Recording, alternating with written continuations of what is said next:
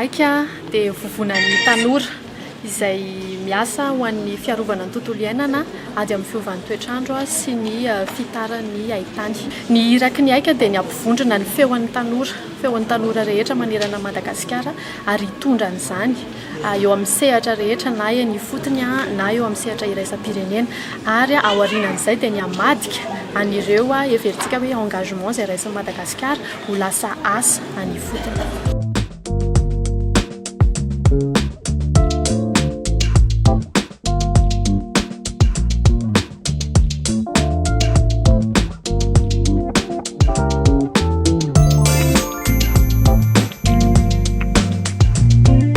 Akaiky indrindra amin'izay hoe foezaka izay dia ny hoe miezaka ny manangona ny tanora hifanandrifiny indrindra amin'ireo hoe politika izay mipetraka. Izay zany lehibe indrindra aloha amin'izao. Mety miparitadritaka tsinona ny tanora miparitadritaka ny asa izay ho ataony fa miezaka manangona an'izy ireo ary mitaridalana. Izay no ataoko hoe akaiky indrindra.